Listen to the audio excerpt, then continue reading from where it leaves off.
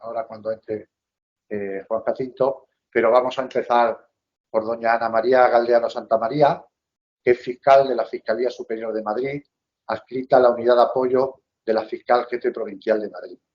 El título, Ana, era la mediación penal y el Instituto de la Conformidad en el proceso, con lo cual, mientras solucionamos estos pequeños problemas de Juan Jacinto, si te parece, puedes empezar tú para dar tu opinión sobre y de la Fiscalía sobre este interesante. Tienes la palabra. Muchas gracias. Pues muchas gracias. Buenos días a todos. Agradecer a la Asociación Española de Mediación esta oportunidad y bueno, voy a centrar la exposición principalmente en el Instituto de la Conformidad, ¿no? Porque realmente la mediación en el ámbito de la jurisdicción penal, desde mi punto de vista, desde luego no está suficientemente desarrollada con una legislación y una normativa que no impida o al revés, que obligue un poco a tenerla en consideración de una manera clara y contundente, a excepción de la jurisdicción de menores, donde sabéis que juega el principio de oportunidad que tiene algo que ver con ella. No obstante, yo también reivindico la justicia restaurativa. Es decir, la mediación es un instrumento tremendamente importante, puede ser quizás el más conocido, pero realmente la justicia restaurativa es mucho más. Y dentro de este concepto de justicia restaurativa debe de tenerse en cuenta el Instituto de la Conformidad. Es verdad que es una forma de acuerdo que puede llegar a beneficiar a las partes.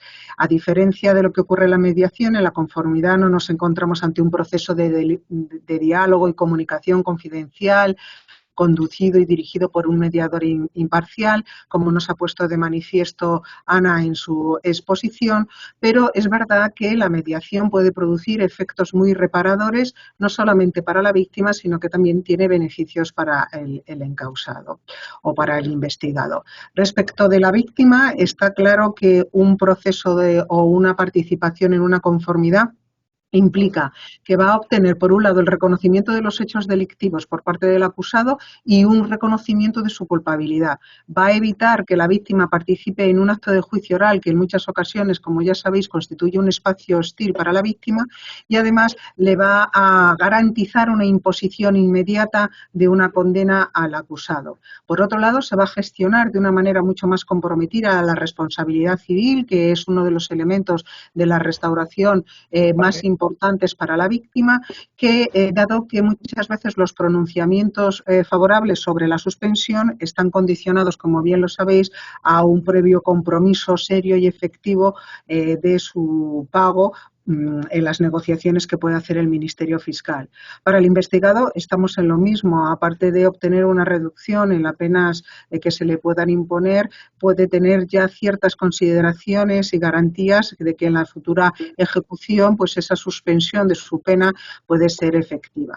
No, sin embargo, yo creo que cualquier persona que pueda ser una simple espectadora de un proceso penal, cuando hablamos del Instituto de la Conformidad, verá que la víctima, si no está sobre todo personada, no se le reconoce, a mi modo de ver, el protagonismo que merece la misma en ello, ¿no? Durante las negociaciones de la conformidad, pues rara vez se le escucha a la víctima, ni suele estar presente y, por tanto, tampoco atendemos a aquellas necesidades concretas que esta víctima necesita como consecuencia de la evidencia criminal sufrida, sobre todo si estamos hablando de delitos contra las personas. Pero por lo que es absolutamente esencial, desde mi modesta opinión, es que una víctima en un procedimiento penal debe de conocer siempre que se va a producir un proceso de esta naturaleza y siempre debe de ser oída, aunque es verdad que su opinión no vincula ni a la negociación ni posteriormente a la conformidad, pero es muy importante. Mirar, por ejemplo, en algunos supuestos, en los casos, por ejemplo, de víctimas de violencia sexual, ¿no? Realmente estas víctimas necesitan luego un apoyo y una ayuda psicológica y en ocasiones el sistema público de salud no les concede de una manera rápida y adecuada y con la intensidad y la frecuencia que necesiten, bueno, pues esas sesiones, ¿no? Por otro lado, las ayudas que nos da la ley 3595 de 11 de diciembre, ya saben que tiene que pasar por un proceso burocrático, está sometida a unas condiciones y cuando esas ayudas llegan un poquito tarde en ocasiones. Por tanto, sería preciso realmente para una reparación en ese momento que necesita la víctima es acudir a un sistema psiquiátrico y psicológico de naturaleza privada. ¿Con esto qué quiero decir? Con esto quiero decir que las conformidades que se celebran y que es la tónica general única y exclusivamente en el acto del juicio oral, en la mayoría de las ocasiones al final no producen ese efecto restaurador para la víctima. Por tanto, yo propongo o yo concluyo o yo defiendo que es absolutamente indispensable que la conformidad se promueva desde el minuto 1 en que se tiene conocimiento del hecho, si ello es posible, pero no solamente en unas diligencias urgentes con la finalidad de conseguir una conformidad privilegiada, sino en todos los órdenes procesales para todos los delitos y para todos los tipos de víctimas y sobre todo las víctimas de naturaleza personal, ¿no? No encuentro ningún obstáculo para que tras la modificación de un escrito de acusación, en caso de que estuviéramos ya pasada la fase intermedia o en la fase intermedia y el acusado aceptara con su letrado la conformidad, que podamos escuchar esta víctima. El escuchar el reconocimiento de los hechos por la víctima en el acto propio de la conformidad puede producir un efecto bastante sanador y reparador para ella, así como la aceptación en ese acto por parte del acusado de un hecho. En el fondo es reconocer que lo ha hecho mal ante su propia víctima. Por esa razón defiendo que cuando al inicio del juicio oral llegamos a esa conformidad que todos sabemos un poquito antes o ya un poco organizada, no se debe de dejar a la víctima en el pasillo esperando a que se realice el acto de la conformidad, sino hay que invitarla a pasar a los estrados, no pasa absolutamente nada, no se vulnera absolutamente ningún derecho ni ningún elemento procedimental para poder escuchar ella de la boca, de la voz del propio acusado, el reconocimiento de que ha cometido esos hechos y que efectivamente acepta esa pena. El efecto sanador me consta porque por mi trabajo he tenido que tratar con muchas víctimas, es muy importante en muchas ocasiones y es de mucha más intensidad que luego todas las explicaciones que el juez de lo penal o el propio fiscal se desviven en contarle que ha producido la conformidad y que las consecuencias que ha tenido.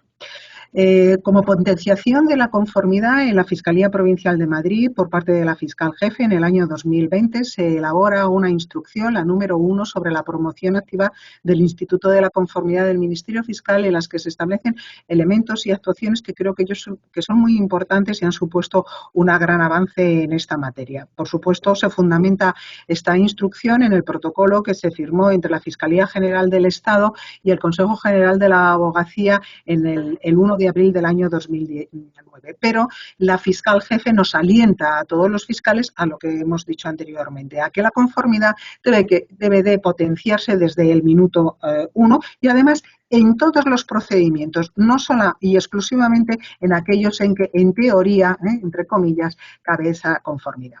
En materia del Tribunal de Jurado dice esta instrucción que ya sabemos todos que la conformidad conforme al artículo 50 solamente aparece por primera vez y se tiene que tener en cuenta en el momento que se elevan las conclusiones a definitivas una vez practicada toda la prueba, entonces en ese momento se disuelve el jurado y se llega a la conformidad. Pues desde Madrid yo creo que a nivel nacional esta práctica también debe de ser realizada en otras provincias. Lo que se hace es, si se llega a una negociación con carácter previo, inmediatamente se le pone en conocimiento al magistrado presidente con la debida antelación para que se acuerde la conformidad sin necesidad de convocar el jurado y celebrarse todo el juicio, bueno, en fin, por todo lo que supone de costoso, no evitaríamos que la víctima tuviera que participar si hubiera víctima en este caso y efectivamente el efecto sanador y reparador se evitaría. Ya sabemos que todo esto siempre y cuando la pena sea inferior a los 6 años.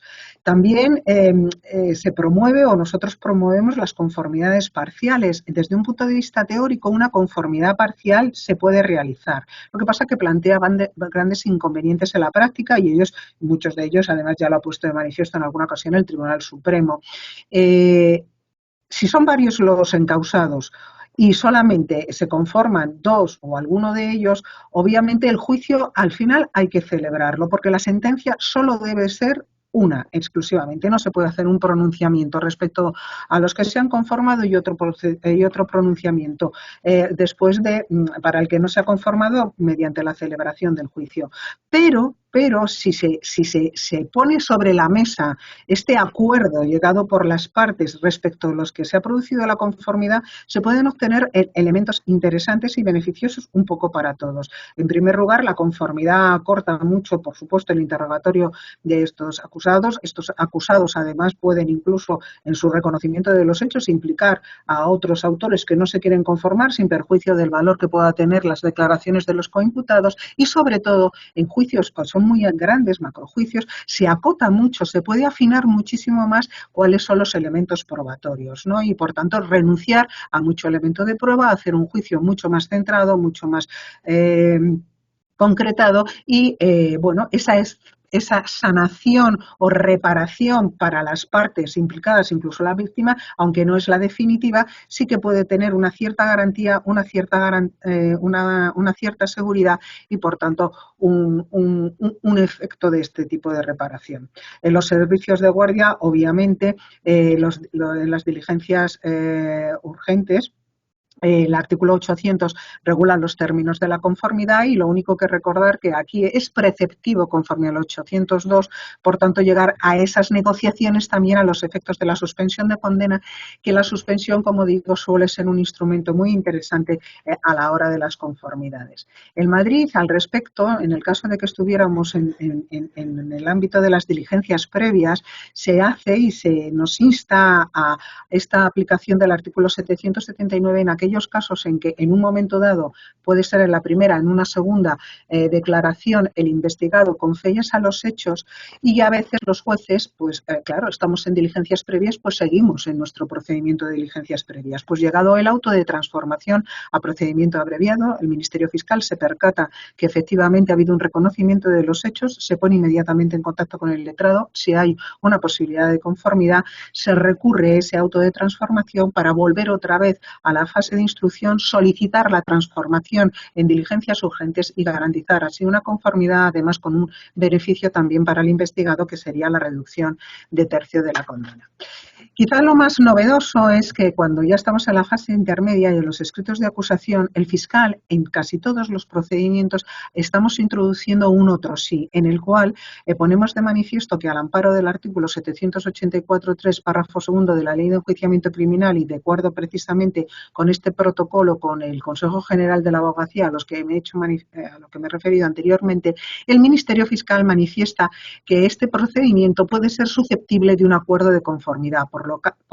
Por tanto, en el caso de estar interesado, el letrado puede activar el famoso protocolo y se le facilita un correo institucional de cada una de las secciones. Este otro sí, en primer lugar, lo que pone de manifiesto ya al propio letrado es que puede haber un punto de entendimiento con la Fiscalía y no es dejar solamente en manos del letrado esa iniciativa que a veces, bueno, pues se concluye que no puede existir y por tanto se prescinde de ella, y al mismo tiempo se le está dando una información muy valiosa al órgano judicial porque se le está poniendo de manifiesto que puede ser que quepa una conformidad. Por tanto, a la hora de organizar sus agendas en los juicios puede tener en cuenta estos supuestos en los que hemos utilizado este otro sí. Lo que en ningún caso acepta Madrid es que el órgano judicial es el que realice la selección de los procedimientos que deben de alcanzar su conformidad. Durante unos años, hace unos años, hubo una tendencia por parte de los jueces de lo penal y de las audiencias provinciales a que eran los propios magistrados que señalaban un día muchísimos procedimientos en los que citaban al abogado, al fiscal y al investigado a los efectos de que a ver si llegamos a una conformidad, porque yo como magistrado creo que estos hechos son conformables. Se puso ya de manifiesto, por supuesto la jefatura habló, se hicieron reuniones y en cualquier caso se elaboró un documento por parte de los fiscales en que se les ponía de manifiesto, en primer lugar, que eso no existe en la ley y por tanto ese trámite es un trámite creado y ex novo creado para ello, y que se estaba poniendo en cuestión la imparcialidad del órgano judicial, porque no eran todos los procedimientos, son aquellos que el magistrado correspondiente, decidía o consideraba que pudiera ser el oportuno. Porque unos sí, otros no. Otros, como ya estamos diciendo nosotros, ya hemos introducido un otro sí, que además no solamente es en los supuestos de conformidad estricta, sino en otros supuestos porque puede tener otra serie de ventajas. Finalmente se ha aceptado y así se está realizando.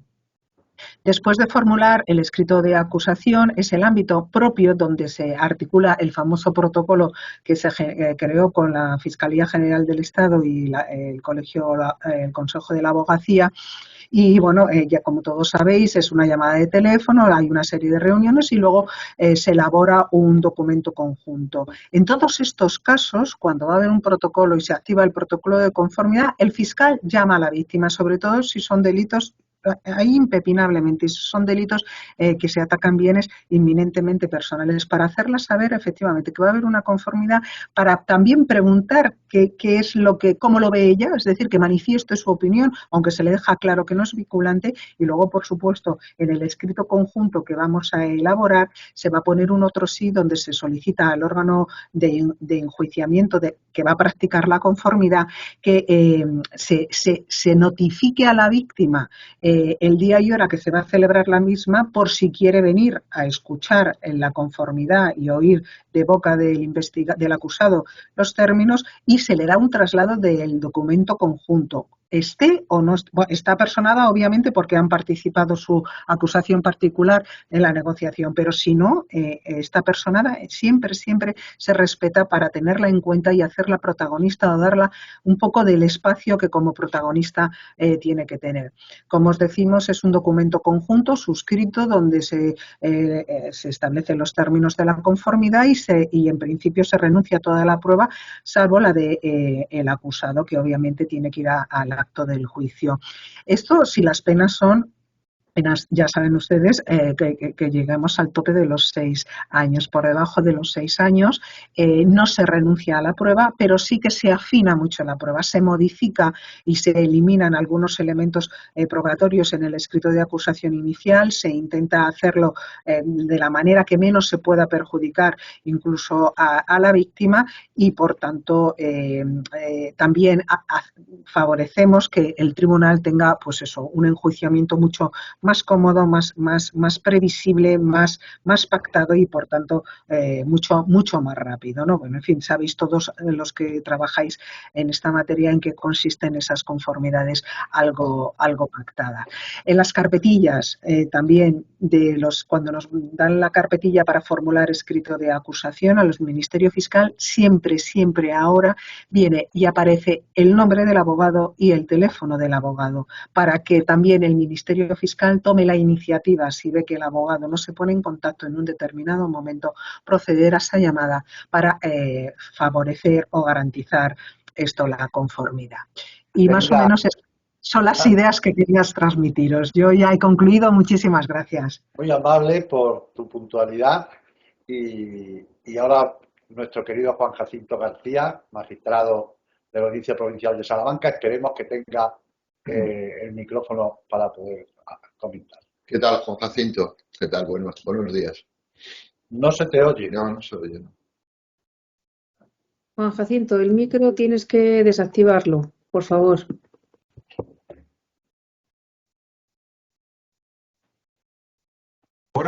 ¿Ahora sí? Ahora sí, perfectamente. Vale. No, que no era capaz de comunicarnos en la era de la tecnología. Bueno, buenos días, Juan Jacinto, ¿cómo estás? Buenos días a la gran familia Semez. Estamos aquí todos, la familia, presidida por su pater familias, don Jesús Aguilar, por el ministro plenipotenciario de la asociación, mi amigo Julián, y como la película de la gran familia nos falta Chencho. ¿Y quién es Chencho? El niño. Pues el niño tiene que nacer y es la imbricación entre mediación penal y conformidad. El gozne que una ambas figuras o ambas instituciones. Bueno, repetir yo ahora ideas de que el proceso penal español tiene que adaptarse a la justicia restaurativa con el papel preponderante dentro de ella del instrumento de la mediación penal, pues me parece un poco cosas que ya sabemos, y la superación del modelo retributivo vigente. Que además la víctima, también se ha dicho por todos los ponentes anteriores, debe ser de modo directo o reflejo al menos con una participación activa en el proceso penal, pues también se ha dicho. Y esa es la figura de la mediación que implique esa satisfacción a la víctima por su participación, al sentirse escuchada, al sentirse oída, en definitiva, al sentirse reparada por los daños sufridos. Y eso, desde mi punto de vista, con la conformidad no se logra. Ni se ha logrado, ni en el futuro, si mantenemos la conformidad como la tenemos diseñada o se mantiene en la ley de enjuiciamiento criminal, no se va a lograr. Por tanto, la mediación tiene que ser impulsada tanto antes del dictado de la sentencia, en eso coincidimos todos, como un aspecto que también quiero poner de relieve, en la ejecución de la sentencia, que puede ser a veces más importante que la mediación antes, ex antes. Por eso, la justicia restaurativa y la mediación penal, junto con la conformidad, tienen que ser una única medida en la cual la conformidad vaya precedida, en muchos casos en los que se pueda, en los que las partes acepten, de la antesala de la mediación. La mediación puede culminar en varias vías. Una puede ser el sobreseimiento, a través de la efectividad del principio de oportunidad por el Ministerio Fiscal, de que dedicaré unas palabras. Otro camino puede ser el dictado de la sentencia con la conformidad. Y otro camino puede ser que no hay conformidad, porque puede darse el caso en que haya un acuerdo en mediación que alguna de las partes acusadoras o el propio Ministerio Fiscal no asuma por razones X, digamos, porque puede llevar a una, digamos, benevolencia punitiva excesiva o desproporcionada, pero que puede dar lugar en la ejecución de sentencia a nuevos instrumentos como es el del artículo 84 y la posibilidad de la libertad condicional, el indulto, progresión de grado, etcétera, etcétera. ¿Cuáles son los interrogantes a los que nos enfrentamos cara al futuro? En el tema de la mediación penal y la regulación en la futura ley de enjuiciamiento criminal, si es que algún texto al final se saca adelante. ¿Qué límites ponemos a su actuación? ¿Ponemos un catálogo de números clausus? ¿Decimos un catálogo cerrado de delitos mediables? Aquí hay opiniones para todos los gustos, según las circunstancias. Está el debate también de si debe mantenerse la prohibición de la mediación en los delitos de violencia de género o en los delitos contra la libertad sexual a raíz de la promulgación de la Ley 10/22, etcétera, etcétera. En todo caso, en la confrontación versus mediación-conformidad, tenemos que tener claras las siguientes ideas. En la conformidad, como he dicho, tal y como está diseñada, el diálogo, la intervención de las partes materiales. Cuando hablo de partes materiales, hablo del acusado o acusados y las víctimas, o perjudicados o ofendidos por el delito, está muy limitada. Tan limitada está que en la conformidad no se identifica claramente cuál es realmente el daño producido por el delito, qué puede o debe hacerse para repararlo y quién ha de hacerlo. Y además nunca a través del Instituto de la Conformidad se supera el impacto que ocasiona el delito a la víctima o que se sienta mejor tratada. Y además, desde el punto de vista del autor, del infractor, tampoco la conformidad muchas veces le sirve para ser consciente del daño causado, entre otros aspectos. Por tanto, a diferencia de la conformidad, la mediación, si lo hacemos bien, infractor y víctima son los principales protagonistas, mientras que en la conformidad son protagonistas secundarios. Son actores de segunda fila en la conformidad, mientras que en la mediación, como digo, son los protagonistas. En la conformidad, además, el acuerdo es adoptado por un tercero. Las negociaciones entre el Ministerio Fiscal, en su caso la acusación particular y en su caso las defensas, obviamente. Pero la víctima, como bien decía mi compañera la fiscal que acaba de, ahora pondré un ejemplo, no interviene, no participa de forma directa en la toma de decisión final, ni antes del inicio de la negociación, aunque sí tenga que asentir cuando el letrado o el fiscal o el letrado defensor le plantea cuáles son los términos de la negociación para que dé su asentimiento. Un ejemplo de un estado de cosas que se va superando, pero no del todo.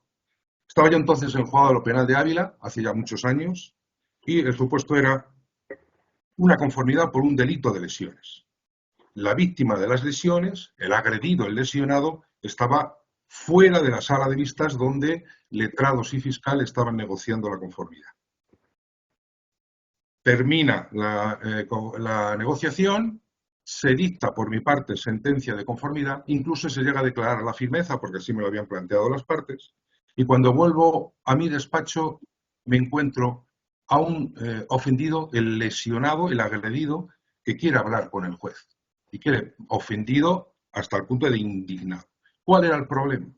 No se había tenido en cuenta en la indemnización nuevas facturas que él quería aportar en el acto del juicio.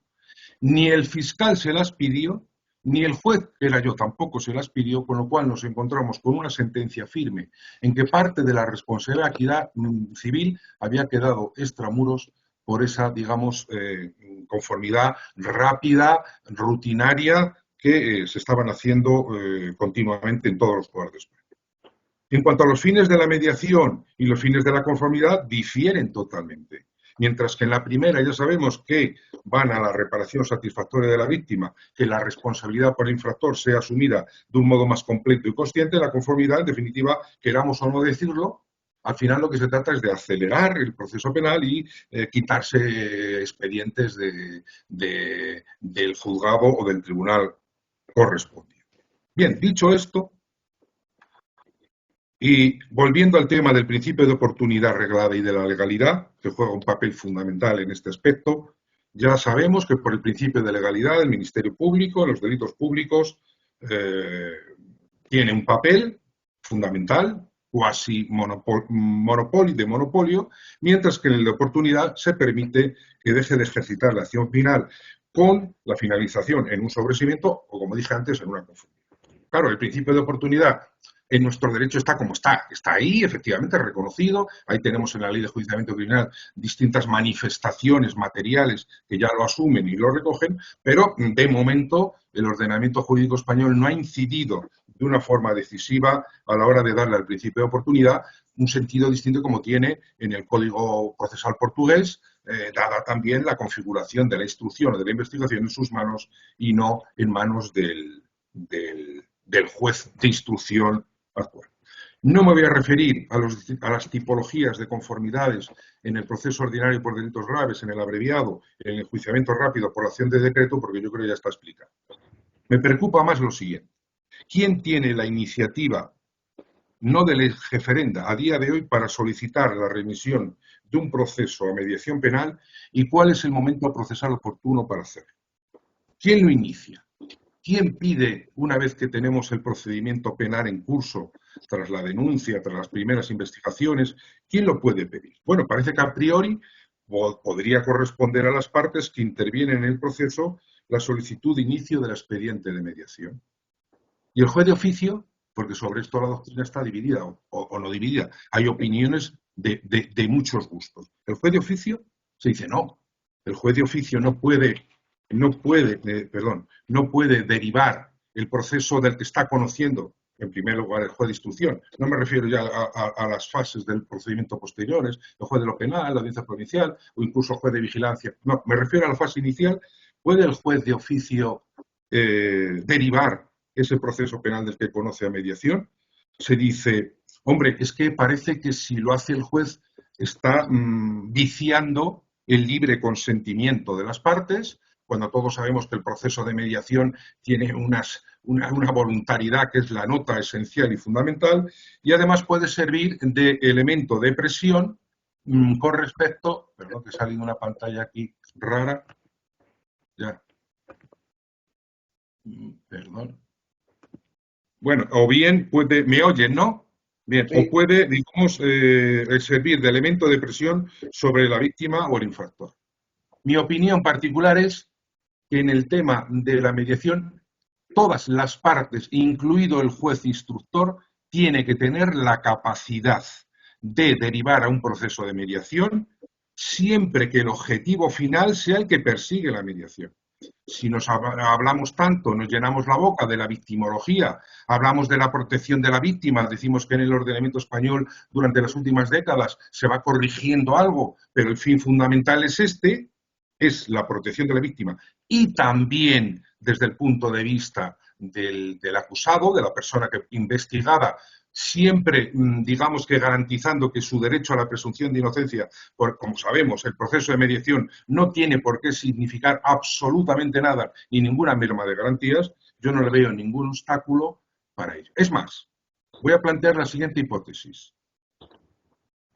Un letrado defensor, el letrado defensor que ya está asistiendo al investigado o ya imputado, me da igual en el caso que nos pongamos, le pide al juzgado que derive el proceso a mediación. Y el Ministerio Fiscal se opone porque entiende que ese no es un caso o un supuesto en el que la mediación tenga cobijo legal o simplemente lo tenga o no lo tenga, las finalidades perseguidas por el proceso de mediación no se van a alcanzar por las circunstancias que pueda poner de manifiesto. Se opone, es decir, bloquea, trata de bloquear la derivación a mediación.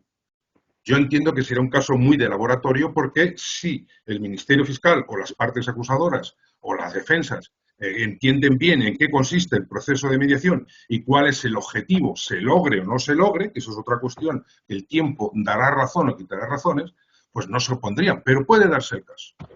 ¿Qué tiene que hacer ahí el juez desde mi punto de vista? Pues desde mi punto de vista lo que tiene que hacer es recuperar el protagonismo de quienes son los protagonistas, y perdón por la tautología, es decir, llamar al juzgado a víctima y ofensor, autor, infractor, delincuente, como queramos llamarlo, y plantearles, miren ustedes, se considera que en su situación beneficioso para usted y para usted puede ser el proceso de mediación. No se le dice nada.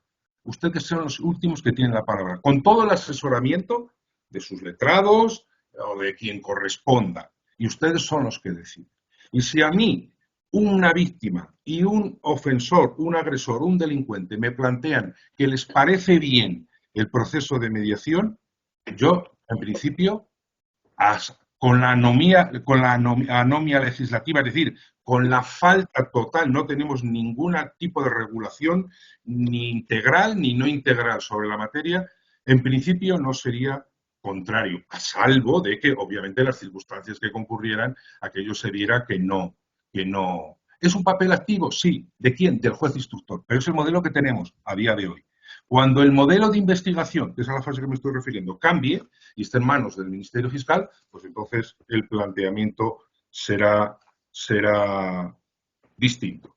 Esto es lo que ocurre, por ejemplo, en la ley portuguesa de 12 de junio del 2007, en el cual, primero, hay un catálogo cerrado, la mediación está prevista para ciertos delitos contra las personas y contra el patrimonio, penas hasta 5 años, exclusión de los delitos sexuales, exclusión de los delitos de corrupción, exclusión de los delitos de tráfico de influencias, exclusión de delitos en que sean víctimas menores de 16 años, y ahí sí, ahí es el Ministerio Fiscal el que en el curso del proceso no solo deriva mediación, sino que el Ministerio Fiscal nombra el mediador en cualquier momento de la investigación, aún se lo pida o no se lo pida el imputado y el ofendido, siempre obviamente con un acuerdo.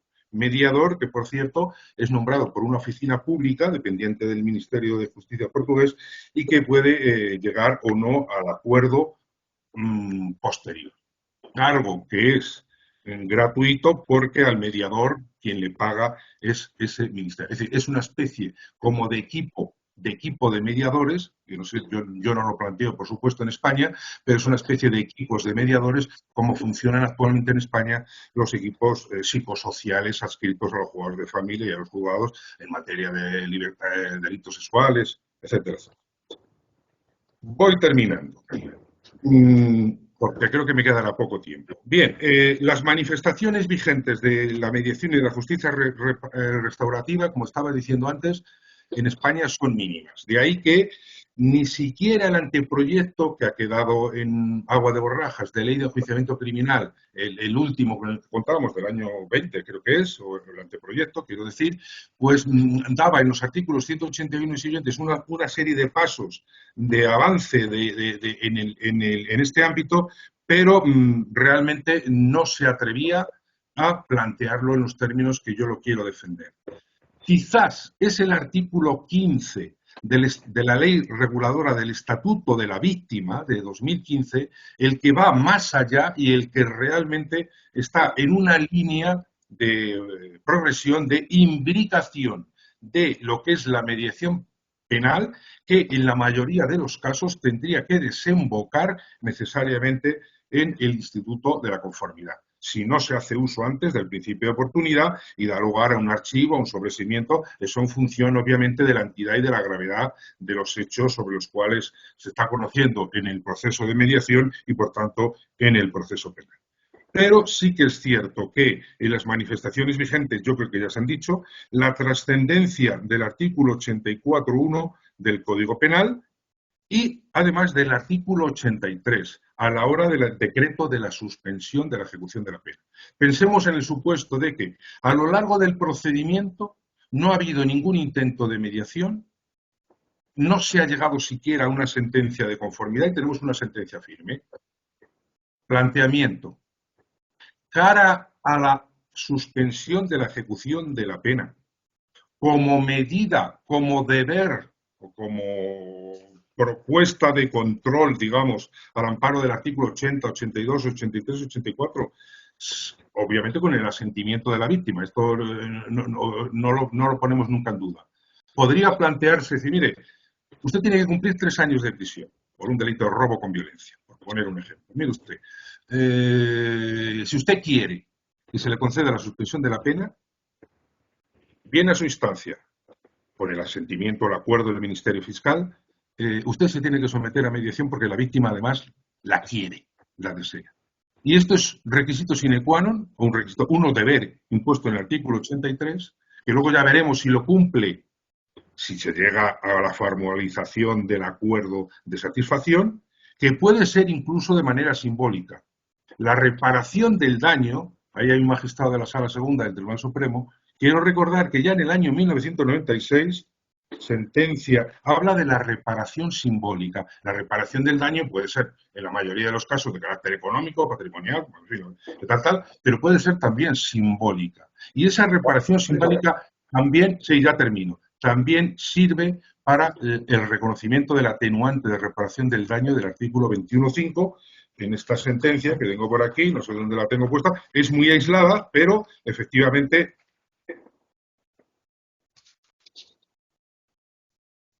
sí, 7, a ver.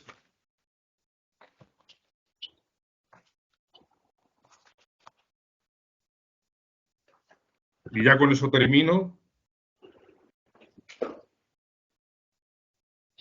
6 de octubre de, perdón, 1998. 6 de octubre de 1998. Creo que ya me estabas dando la indicación de que mi tiempo ha finalizado, pues he finalizado. Tenía más cosas que decir, pero otra vez será. Muchas gracias. Muchas gracias. Querido Juan Jacinto, querida Ana, querido Juan Jacinto, un placer. Ha sido muy interesante el tema que habéis tratado. Les agradecemos desde ASEMED.